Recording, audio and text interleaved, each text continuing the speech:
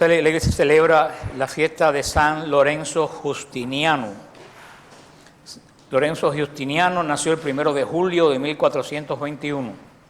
Pertenecía a una poderosa familia de Venecia. Su juventud transcurrió en medio de halagos y placeres, pero cuando cumplió 20 años, las cosas del mundo dejaron de atraerle.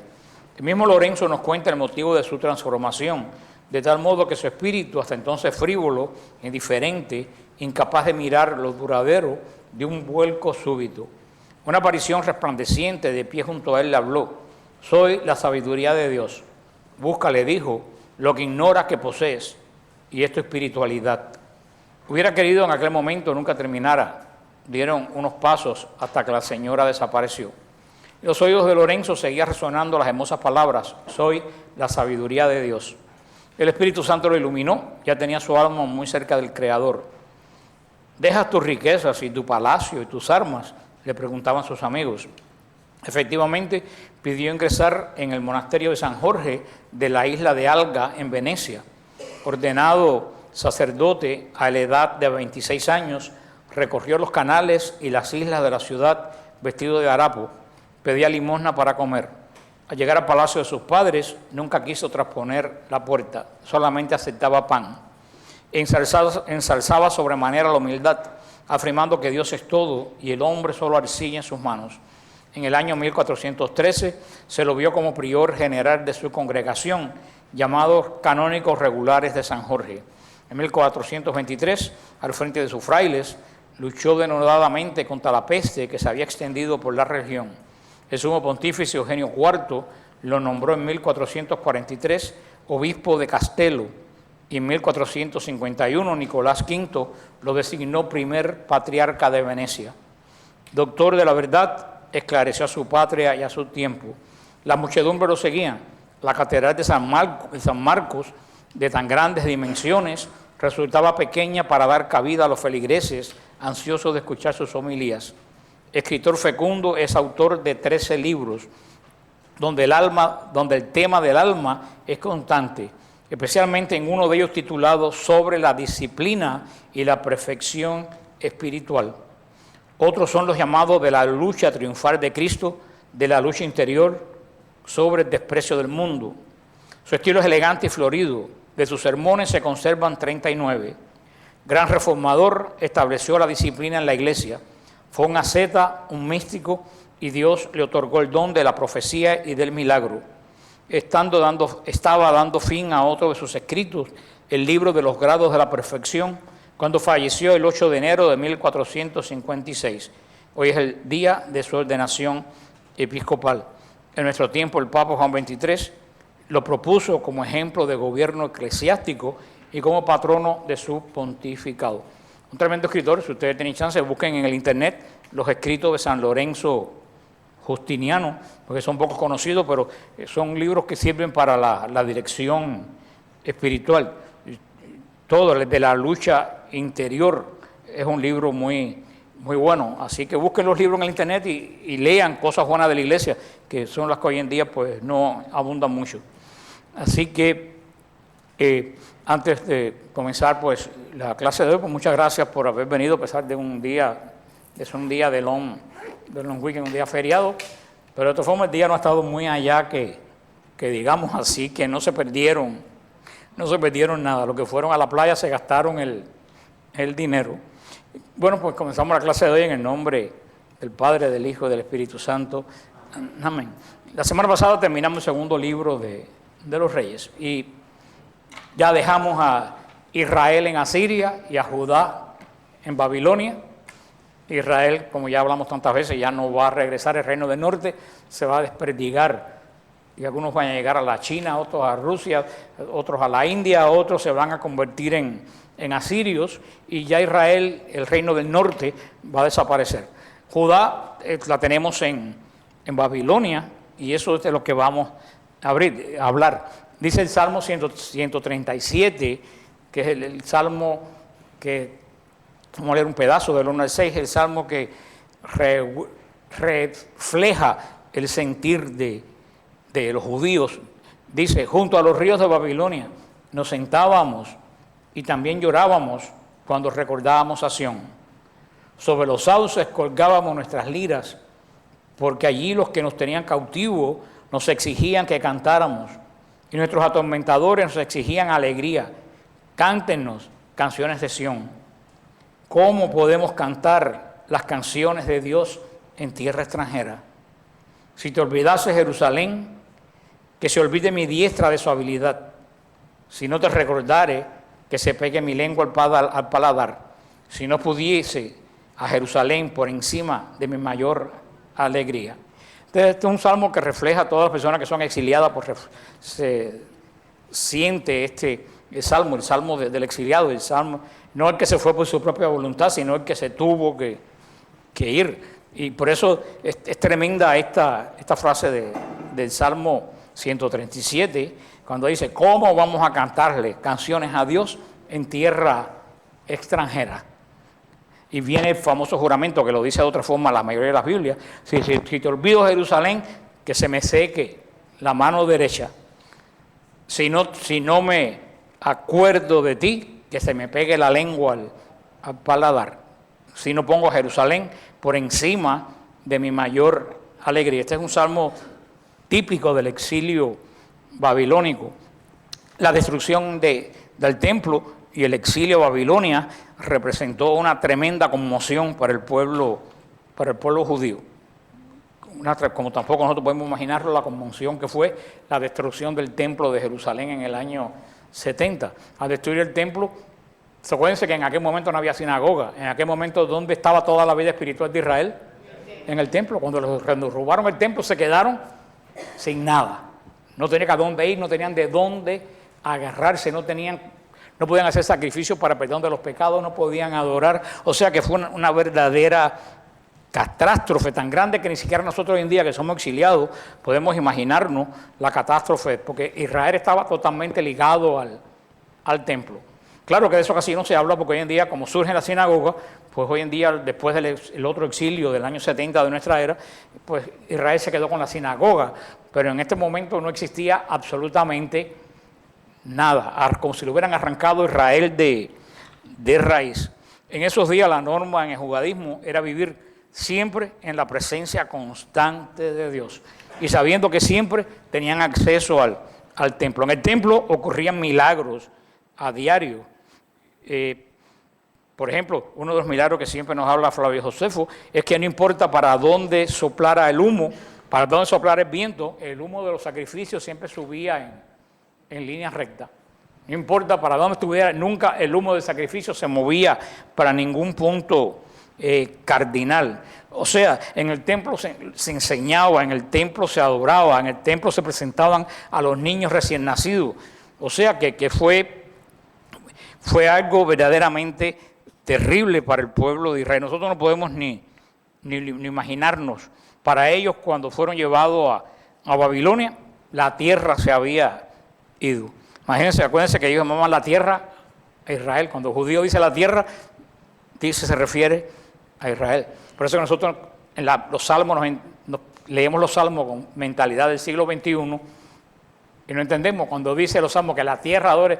Todo el mundo piensa que es la tierra, el mundo que nosotros conocemos hoy, pero ellos no tenían ese conocimiento. Cuando ellos se refieren a la tierra, ellos siempre se refieren a Israel. Por eso hay que leer las cosas del Antiguo Testamento con la mentalidad de ese tiempo.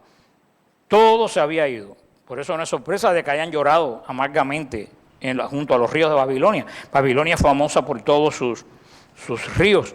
Sin embargo, también vamos a ver que aún en el exilio Dios cuida del pueblo judío. Aunque su presencia está oculta y ya no lo puedan ver, Dios cuida del pueblo judío. Así como cuidó del pueblo judío por el desierto, así también en Babilonia el Señor cuida de Israel.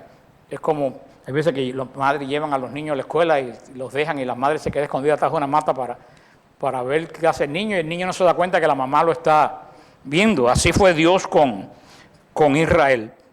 La semana pasada notamos que cuando los babilonios atacaron por primera vez a Israel, se llevaron con ellos 10,000. Se llevaron a los más brillantes de los judíos de esa época, que eran los guerreros, esa era la gente importante en aquel momento. Hoy se hubieran llevado los técnicos de computadora o qué sé yo, pero en ese momento se llevaron a los herreros, se llevaron 10.000 y la gente más brillante, de los mentes más brillantes de los judíos de la época. Y esto en su momento pareció un desastre, se llevaron a lo mejor de Israel, pero ahora todos los que estaban exiliados en Babilonia se dieron cuenta que había sido una bendición que se llevaran 10.000 delante. ¿Por qué? Porque cuando el resto de los judíos llegaron a Babilonia, se encontraron que habían carniceros kosher, que había, sí, ya tenía como... Eso sí me recuerda cuando los cubanos llegaron a Miami en el año 60, que no había latinos.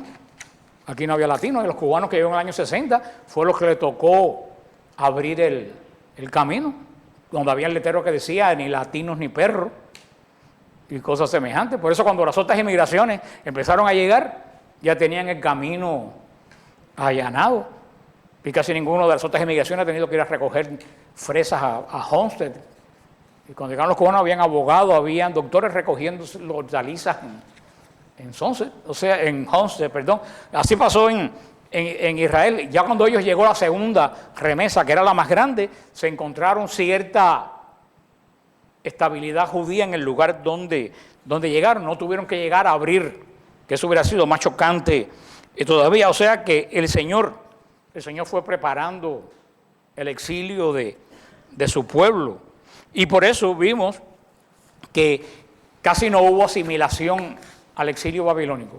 O sea, los judíos no se asimilaron a Babilonia como Israel se asimiló a Siria. ¿Por qué? Porque cuando llegó Israel a Siria no se encontró a ningún otro judío. Pero cuando Israel llegó a Babilonia, se encontró una comunidad judía en Babilonia a la cual ellos se pudieron integrar. Entonces, podemos decir que de cierta forma el Señor fue preparando el exilio de Judá en Babilonia. Dios le prometió al pueblo judío en el monte Sinaí que serían una nación eterna. Y el Señor va a cumplir su palabra. Dice Levítico 26, 44 y 45, a pesar de que estén lejos los judíos en la tierra de sus enemigos, yo no los despreciaré ni los rechazaré para exterminarlos, a fin de anular mi pacto con ellos, ya que yo soy el Señor su Dios.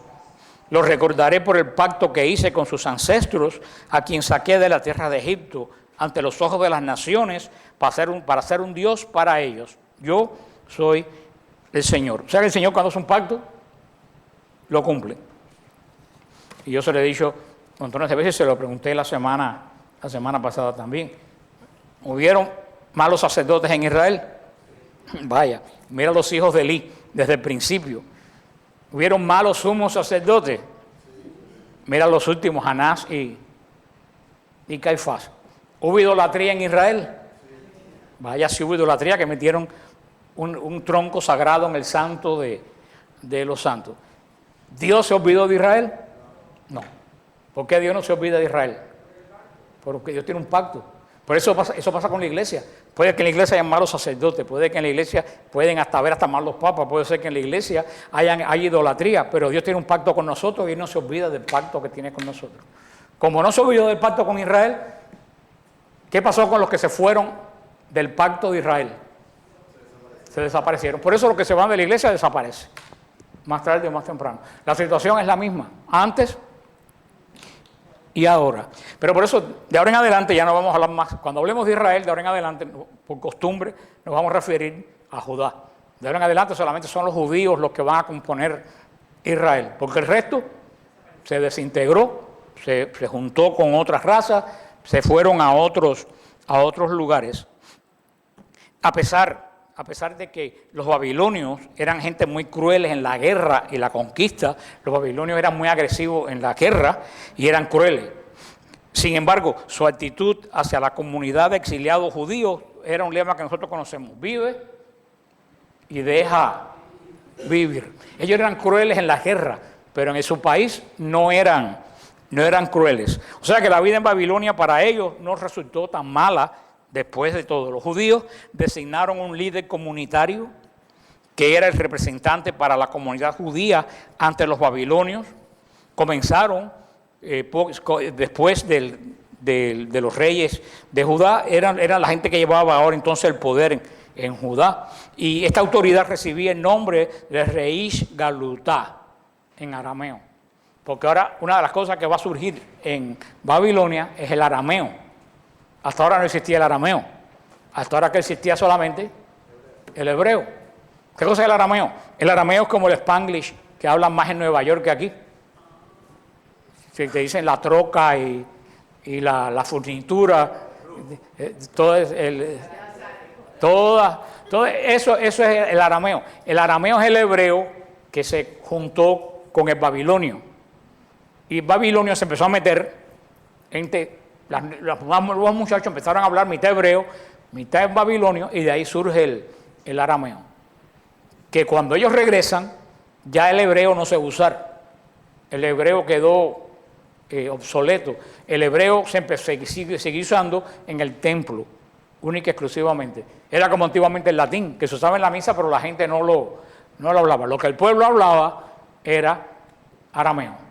Me imagino que en el Bat Mitzvah tendrían que aprender algunos elementos de hebreo, pero pasaría como los muchachos judíos que viven aquí hoy, que aprenden elementos de hebreo, hacen el Bat Mitzvah y después se les olvida lo que aprendieron.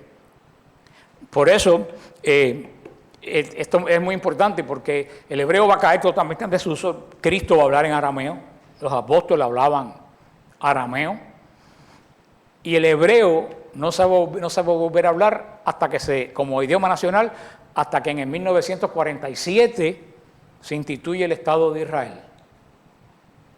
Mira qué tiempo hubo que no se usó el hebreo. Cuando en 1947 o 46 se instituye el Estado de Israel, entonces se impone en Israel el hebreo como idioma nacional. Por eso los judíos del norte hablan yiddish, que es una mezcla de hebreo con alemán, como pasó con el arameo. Los que estaban en España hablan el sefardí, que es un enredo de palabras españolas antiguas porque no tenían el hebreo, solamente tenían el hebreo cuando lo leían en la sinagoga. En el 1946 comenzó el hebreo de nuevo, por primera vez casi en 2000 años, como lengua viva. Hasta ese momento había sido lengua muerta. Eso para que vean, yo digo, milagro de Dios con Israel. ¿Por qué Dios es tan fiel con Israel? Porque Él le dio una promesa a Israel. ¿Quién le dio esa tierra a ellos? Dios. Ese es de ellos. Porque imagínate tú, si ustedes pueden pensar ahora que mañana México empieza a hablar náhuatl. Ustedes se ríen, pero eso fue lo que pasó en Israel en 1946. Si en marzo de 1946 el Estado de Israel se hizo en mayo, si en marzo alguien dice que el hebreo se iba a volver a hablar en una nación entera, se hubieran reído como ustedes se rieron hoy. Porque hacía 2000 años, es más, México ha dejado de hablar náhuatl primero que Israel, más corto tiempo que Israel, porque hace 500 años que no se habla el náhuatl en México, pero hacía 2000 que no se hablaba el hebreo. Mira tú cómo las cosas de Dios, cuando Dios promete algo, la cumple. En 1900, a principios del siglo XX, nadie hubiera podido pensar que los judíos iban a regresar a una tierra. Eso era totalmente impensable. El lugar estaba ocupado, había una hostilidad tremenda hacia los judíos. Eso era totalmente impensable. Sin embargo, cuando el Señor promete algo, lo cumple. Si no cumplen con Él, da palo, exilio, pero al final lo cumple, porque eres un Dios fiel. Yo digo que Israel hoy es una verdadera prueba de que Dios es fiel a lo que Él promete, porque Israel está ahí contra toda esperanza. No hay ninguna posibilidad que Israel estuviera hoy ahí. Y hay menos posibilidad que es el único caso en el mundo que un pueblo después de 2000 años ha vuelto a hablar el lenguaje primitivo. No se ha dado ningún caso semejante sobre la tierra. Y vemos que hoy en día el hebreo es una lengua como otra cualquiera. Tuvieron que hacer un gran esfuerzo, tuvieron que empezar a buscar los rabinos que les enseñaran en las escuelas. Por eso, como todos los judíos rusos de otras naciones que van a Israel, los primeros meses le dan un curso intensivo de hebreo, porque la mayoría de ellos no habla ninguno hebreo. Entonces los primeros años, creo que el primer año, ellos no trabajan, sino que se dedican solamente a estudiar el hebreo y hacen algún pequeño trabajo, pero el primer año es una cosa intensiva para que ellos se familiaricen con este idioma. Hoy en día, donde único queda personas que hablen arameo es en un pueblo de Siria que se llama Malula, un pueblo de los que hace poco ISIS destruyó. Ustedes tuvieron en internet en un pueblo que tumbaron una estatua de la Virgen María grandísima y trajeron otra Virgen María en un camión y la volvieron a poner en el monte. Ese es Malula. En ese pueblo la gente, yo conozco en San Judas personas que son de Malula. En ese pueblo todavía la gente, el lenguaje común de ellos es el arameo. Es el único lugar donde se conserva el arameo como lengua viva. La comunidad de la diáspora más antigua del mundo es la comunidad de Babilonia. No hay duda de que los judíos vivieron en Babilonia muchísimo antes que los iraquíes. Los iraquíes son los árabes que después vinieron cuando se cayó el imperio babilónico. La razón de que permanecieron allí durante tanto tiempo fue que los babilonios, luego los persas y luego los otomanos, los turcos, fueron los que le hicieron, créanlo o no, le hicieron la vida a los judíos relativamente fácil. Los turcos le ponían impuestos y todo eso, pero no había el antisemitismo que hay en estos momentos. Los judíos vivían entre los turcos perfectamente bien hasta 1947. Esta guerra que vemos comenzó después que ellos no aceptaron que a Israel le dieran un pedazo de tierra. Tierra, entre paréntesis, que era una tierra baldía. Porque si ustedes ven las fotos y los mapas, lo que le dieron a Israel fue un lugar donde nadie vivía. Eran pantanos.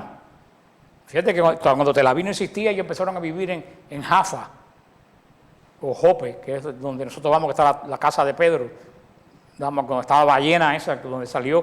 Pero eso era una pequeña ciudad y todo alrededor eran pantanos que estaban infestados. Y los muertos habían muertos a millares en el 1940 y pico, los primeros que llegaron. Y cómo ellos limpiaron los pantanos, es muy interesante, eso me lo explicó Amy Cohen. Empezaron a sembrar hierba, una hierba que ellos tienen especial. Y cuando la hierba crecía, echaban tierra arriba de la hierba y volvían a sembrar hierba. Y cuando la hierba crecía, volvían a echar tierra y volvían a sembrar hierba. ¿Por qué? Porque las raíces de la hierba fueron lo que fue aguantando la tierra, porque hasta ese momento todo era agua y arena. O sea que ese pedazo de ellos pues lo fueron creando, no es que había ahí una gran civilización, ahí no había absolutamente nada. Pero después los árabes lo atacaron en la guerra, le cayeron las potencias más grandes del mundo, Siria, Jordania, Egipto, Irak, atacaron a Israel cuando la guerra de los 7 días, porque recién empezado Israel, lo quisieron destruir. Sin embargo, mira, no pudieron, y estaban recién empezando, no pudieron destruirlo. El Señor sabe en qué momento y por qué cumple sus promesas, y ahí vemos a Israel.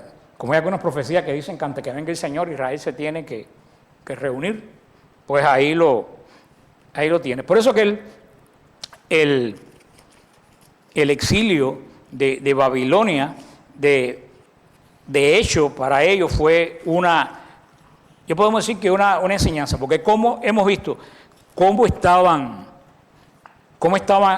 el pueblo de Israel espiritualmente antes del exilio. Mal. No había, vuelvo a decir, para ustedes no se imaginan eso, cuando había un ídolo metido en el Santo de los Santos, es que la cosa estaba peor que nosotros hoy en día, estaba totalmente perdida. Israel tuvo que pasar un proceso de purificación y de dolor. ¿Qué cosa es el dolor? Parte de la purificación. Por eso ellos tuvieron que ver que todo el entorno de ellos se derrumbaba y no quedaba absolutamente nada. Pero sin embargo vemos que surgen algunas cosas buenas en Babilonia. Y se lo dije la vez anterior. Una de las cosas perdurables del cautiverio de Babilonia fue la sinagoga. Anteriormente a esto no existían sinagogas, no se conocía la sinagoga en Israel. Era solamente el templo y si no había templo, pues nada. A partir de esta época del cautiverio, en tantas localidades babilónicas, casi siempre algunos de los que habitaron la tierra natal de Israel tenían algún tipo de instrucción, se habían quedado con algún tipo de instrucción y ellos empezaron un proceso de repensar, de decir por qué nos pasó esto a nosotros, cosa que muchos de nosotros no hacemos. Cuando algo malo nos sucede, tú sabes que lo primero que tenemos que hacer esto mismo, repensar, decir por qué. Nosotros decimos, no, pero ¿por qué me pasa a mí? No, tú tienes que hacer una meditación y decir por qué yo he llegado a esta situación. ¿Qué es lo que hizo Israel? Israel dijo, ¿qué nos ha traído a perder la tierra que Dios nos había dado? Y en esa reflexión que empezó a hacer Israel, con un líder local que ellos se buscaban, se empezaron a reunir, y eso es lo que comienza a formar la sinagoga. Sinagoga quiere decir asamblea, es lo que quiere decir sinagoga. Quiere decir asamblea, un lugar donde la gente viene a reunirse. Algunos judíos dicen que la sinagoga viene de Moisés, pero eso es una estupidez porque no hay un solo capítulo en la Escritura que hable que la sinagoga viene de Moisés. Aunque a menudo pasa con la iglesia, le dicen sinagoga al edificio, como le decimos iglesia al edificio, pero la sinagoga no es el edificio, la sinagoga es la reunión de los judíos, como la iglesia es la reunión de los cristianos. Por eso hay la misma confusión. Inclusive uno puede creer que antes que se construyeran edificios, los judíos se empezaron a reunir en las calles o en lugares abiertos para escuchar la lectura de la Escritura y cómo estas personas que que eran los estudiosos de la ley de Israel que habían sobrevivido, le empezaron a enseñar la ley. La sinagoga ha tenido desde ese momento un tremendo efecto en la vida de los judíos desde el cautiverio hasta ahora. La sinagoga, junto con el templo, es la institución más importante del judaísmo y ha tenido una gran influencia en el mundo durante todo este tiempo. Por eso, cuando ellos regresan a Israel, ¿qué concepto traen? El de la sinagoga. Por eso ya cambia el panorama religioso de Israel. El templo es importante porque ahí se adora a Dios, se hace sacrificio, pero la sinagoga empieza a jugar un papel totalmente importante en los pequeños pueblos. Claro que había que ser más de 7 judíos para poder establecer una sinagoga. Por eso que Jesús dice, aunque hayan 1 o 2 reunidos, yo estoy con ustedes. Para decir, no tienen que hacer como los judíos, no tienen que tener un quórum específico. Yo estoy con cualquiera de ustedes que se reúnen. Pero por eso vemos que hasta inclusive pueblos pequeños como Nazaret tenía su sinagoga. En Nazaret habrían 15 o 16 o 20 familias en todo esto. Ezequiel, que es el profeta del exilio, ya vamos a ver cuando lo estudiamos que tiene referencia de esto, y es cuando Israel empieza a guardar más el sábado. ¿Por qué Israel guarda más el sábado? Porque ese es el día que ellos dedicaban a no trabajar y dedicarse a estudiar aunque tenían el mandato, como que se había abandonado en el paganismo. Ahí Israel estructura el sábado como lo tienen ahora. ¿Qué es lo que hacen el sábado? Estudian las escrituras.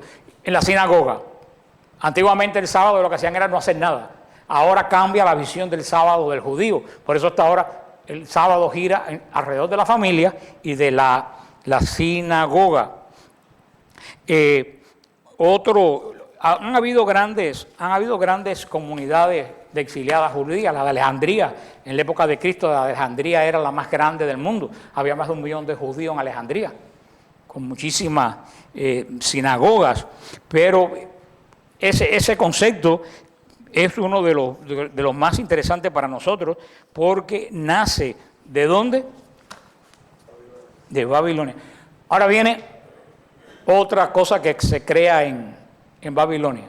¿Qué es lo otro que se crea en Babilonia? El Talmud. El Talmud surge en Babilonia. ¿Qué cosa es el Talmud? El Talmud es una serie de comentarios bíblicos muy difícil de leer, porque casi siempre son diálogos entre dos judío.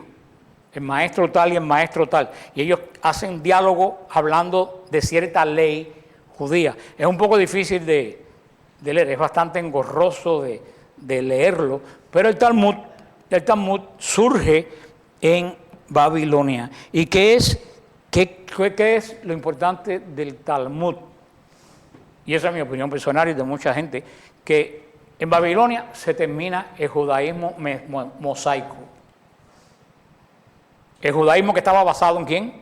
Moisés. En Moisés, se acaba en Babilonia. Y en Babilonia comienza el judaísmo talmúdico. El judaísmo relacionado con el Talmud. Aunque en la sinagoga leen la Torá durante todo un ciclo, todos los años, cuando ellos se van a referir más que a la Torá, cuando van a hacer estudios más que a la Torá, ¿dónde van? Al Talmud. En Babilonia comienza lo que va a ser el punto rudimentario de lo que después, siglos más tarde, se va a convertir en la Cabala. ¿Qué cosa es la Cabala? Enseñanza judía ligada con esoterismo babilónico. Por eso podemos decir que Babilonia se acabó el judaísmo mosaico y comenzó el judaísmo talmúdico. Fíjate que en Marcos 7, en San Marcos 7, ustedes saben entender esto, San Marcos 7, versículo 8, dice el Señor Jesús, porque dejando el mandamiento de Dios, se aferran a las tradiciones de los hombres, los lavamientos de los jarros, de los vasos de beber, y hacen cosas semejantes. Les decía también, bien invalidáis el mandamiento de Dios para guardar vuestras tradiciones, invalidando la palabra de Dios con vuestras tradiciones que habéis transmitido, y muchas cosas hacéis semejantes a esto. ¿A qué Jesús hace referencia aquí? Al Talmud. Al Talmud. Por eso que dice, ustedes abandonaron la ley de Moisés. Fíjate que lo dice, son 3 versículos, el 8, el 9 y el 13. San Marcos 7, 8, 9 y 13. Porque dejando los mandamientos de Dios, se aferran a tradición de hombres. ¿Qué tradición de hombre era? Nadie sabe hasta ahora. El Talmud. Los lavamientos de los jarros, los cacharros, todo eso viene del Talmud. Se ha hecho tan complicada, el Talmud ha hecho tan complicada la ley, que si ustedes van a Israel y van al baño, como yo que conozco todos los baños de Israel, ustedes se van a asombrar porque van a ver que los jarros tienen 3 asas. Agarraderas. Todos los vasos tienen ninguna o tienen 2. ¿Ellos por qué? Porque ellos se van a lavar las manos para comer porque tienen las manos impuras. Entonces ellos cogen el vaso por esta agarradera y se lavan esta mano y le vuelven a poner, pero como esta mano está impura y tocó aquí, agarran la otra y se lavan esta. Y después con la que de medio echan el agua que queda. Eso es para lavarse las manos antes de comer, para cualquier cosa. Mira tú como el Talmud ha hecho complicada la vida y eso es una de las pequeñas cosas. Por eso que Jesús les dice, invalidan el mandamiento por guardar vuestras tradiciones. O dicen en el 13, invalidando la palabra de Dios con vuestras tradiciones. O sea, ahora ustedes saben cuando Jesús habla de las tradiciones de los fariseos, ¿a qué se refería? ¿A qué se refería? Al Talmud o al precursor del Talmud. ¿Cuál fue el precursor del Talmud? La Mishnah. La Mishnah es anterior al Talmud. La Mishnah son las leyes orales que no estaban escritas, que ellos le escribían. Porque los judíos tienen, como los católicos, tenían ley escrita y ley oral. La ley oral dejó de ser oral porque se escribió en la Mishnah. Nosotros, la ley oral nuestra dejó de ser ley oral cuando se escribió en los concilios y en los catecismos. Por eso los concilios era la ley oral que nosotros recibimos, que se fueron manifestando en los concilios, porque la iglesia ha seguido el mismo ritmo de Israel. Hoy en día, los fariseos, y mucha gente no sabe esto, pero el judaísmo que hay hoy es el judaísmo que desciende de los fariseos. No es malo. Los fariseos no eran malos. Ese es otro concepto que ya veremos cuando lleguemos al Evangelio. Los fariseos, una persona que hoy viva, cualquier alusión es pura coincidencia. Una persona que vive en Coral Gables, que vaya a Little Flowers, que dé al ABCD $15,000 todos los años, que tenga a sus hijos en una escuela de monjas. ¿Son gente mala? No, eso eran los fariseos. Ahora, ¿cuál era el problema de los fariseos? Y puede ser el problema de muchos cristianos, que no practicaban lo que decían. Ese es el problema de los fariseos. Que cuando ellos hacían una limosna, llamaban a todo el mundo para que todo el mundo viera la limosna que ellos hacían. Como los protestantes que en Navidad se van a repartir pavo a downtown y llaman al Canal 7 para que los filmen repartiendo pavo. Cuando Camilo House está ahí desde el 47, mañana, tarde y noche, dándole de comer a los pobres sin tocar trompeta. Ese es el problema de los fariseos. Ellos ayunaban y ponían cara de angustia y se echaban ceniza para que todo el mundo dijera, mira cuánto está ayunando. Nosotros tenemos concepto de fariseos, gente mala. Fariseos no eran gente mala, eran mejor que los saduceos. Los saduceos no creían en el mundo espiritual, no creían en los ángeles, no creían en el infierno, no creían en el cielo. Eran prácticamente ateos. Sin embargo, los fariseos sí creían en el mundo espiritual. ¿Por qué Jesús los combatió tanto? Aparte que habían fariseos. Bueno, ¿qué cosa era José de Arimatea? Fariseo. Saulo era fariseo. O sea, no todos los fariseos eran malos. Jesús castigó a los fariseos que eran hipócritas, como castigaría a muchos católicos que son hipócritas, que vienen a darse aquí el bombo y después son, como dicen, luz de la calle y oscuridad de la casa. Ellos, a través del tambut y todo eso, hicieron los trucos. Por ejemplo, una persona no puede caminar más de ciertos metros el sábado, pero hay una provisión que si se te cae dinero, tú puedes ir a recogerlo. Entonces, ¿qué hacían ellos en esa época? Cada cierto tramo ponían dinero de ellos. Entonces, el sábado caminaban lo que les daba la gana, recogiendo ¿qué? Porque cumplían. Hasta aquí recogí dinero, pero tengo dinero allí. Entonces vengo y recojo allí. Y tengo. Eso es lo que hacían los fariseos, que Jesús decía, ustedes son hipócritas. Ustedes están poniendo leyes, le están haciendo truco a. Y no se rían cuánta gente hay, te voy a dar flores a la Virgen de la Caridad si se me da tal cosa. ¿Tú crees que Dios te va a conceder algo porque tú le lleves flores a la Virgen de la Caridad? Empezando con una estatua. Y segundo, que la Virgen es la dueña de todas las flores. O sea que nosotros muchas veces queremos hacerle truco a Dios. Por eso que no podemos criticar a Israel, porque lo que hace Israel es exactamente igual que a lo que hacemos nosotros hoy.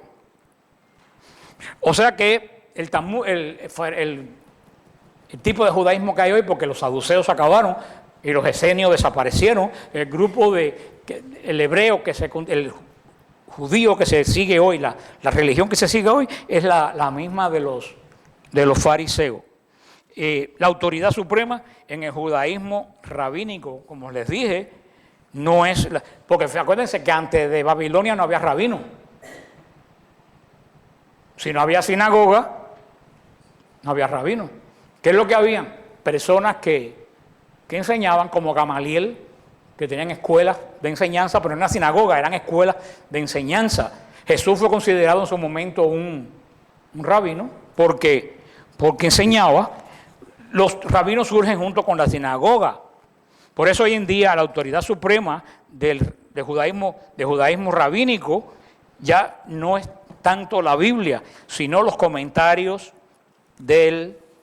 ¿Qué cosa? Del Talmud. Y yo pensé en traerlo, pero no lo voy a leer, porque no merece la pena. Yo estaba pensando el otro día que nos llenamos de muchas cosas tóxicas. Y esas cosas tóxicas, pues no. Pero a mí sí me molesta muchas veces. Ustedes saben que yo soy pro-Israel 100%, eso yo no lo tengo que decir. Yo sí que soy judío, pero me molesta mucho la hipocresía de algunos judíos, como me molesta la hipocresía de muchos católicos.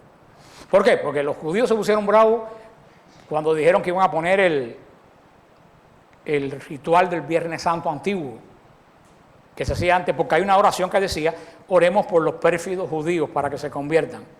Sin embargo, el Talmud, las cosas que están escritas en el Talmud de la Virgen, de Jesús y de los cristianos, mejor no lo lean. Son blasfemias de marca mayor. De ahí del Talmud es donde sale, que donde está escrito, que algunos judíos hoy en día lo siguen diciendo, que Jesús es el hijo de una peluquera, que era María, que la violó un soldado romano que vivía con ella y que nació Jesús de ahí. Eso lo dice el Talmud. Eso es más grave que decir oremos por los pérfidos judíos. Lo que dice de Jesús mejor es tan asqueroso que mejor no se los digo. Y lo que dice de los cristianos, cómo tratar a los cristianos, no anda muy lejos de Mahoma. Lo único, la diferencia es que los judíos no lo ponen en práctica. Y los mahometanos sí lo ponen en práctica. Pero verdaderamente, bueno, nada más que ver uno solo, que no es tan tóxico. Dice, María tuvo como un amante un soldado romano y apellido Pandera. Por eso yo he visto en baños de Jerusalén escrito, en grafiti, Jesucristo es un hijo de tal, después de 20 siglos. Todos los judíos no son así. ¿Quiénes son así? Los ultra ortodoxos, esos de los gorros, porque todos los ultras son malos, los ultracatólicos son malos, los ultra ortodoxos judíos son malos, los ultra musulmanes son los que echan las cosas a perder. Pero verdaderamente el Talmud, yo empecé a leer, lo dejé porque han ido, aparte que son discusiones muy densas, pero le han ido agregando y agregando y agregando cosas verdaderamente bien feas contra el cristianismo. Sin embargo, de eso, ¿ustedes lo han oído decir? No se habla. Siempre que la iglesia, que se dice de los judíos, que si la iglesia insultó a los judíos, pero que el Talmud sigue insultando a los cristianos y lo siguen utilizando. Yo no he visto a nadie que le diga que quiten esas frases del Talmud sobre Cristo, la Virgen María y los... Es muy conocido en Israel esta idea de que Cristo es un hijo de un soldado romano con la Virgen María, que la Virgen María era peluquera de trabajo. Pero todo esto, como hemos visto, y ese es el judaísmo que perdura hoy. Por eso vemos que el cambio drástico que va a hacer en el judaísmo Babilonia. Primero, el surgimiento del arameo. Después, ¿qué cosa? Surgimiento de la sinagoga. Después, surgimiento de los rabinos como autoridad religiosa, que hasta ese momento eran solamente maestros. Y por último, el Talmud. Y también otras cosas buenas porque a partir de ahí se consolida el lenguaje judío, que era muy primitivo. Y por eso, a partir del exilio babilónico, los escribas de Esdras comienzan a escribir el Antiguo Testamento como lo conocemos hoy. Hasta ese momento era muy rudimentaria la escritura. Cuando la fonética judía se une con los caracteres, porque los babilonios tenían un alfabeto ya muy adelantado, a partir de Esdras, vamos a ver, es cuando los rabinos y los escribas, surgen los escribas también, estos hombres del templo que se dedican a escribir la escritura tal como estaba en la memoria de los ancianos del pueblo. O sea que vemos, Babilonia fue una revolución para el judaísmo. Si para Israel Asiria fue mala, para los judíos Babilonia, de cierta forma, fue buena.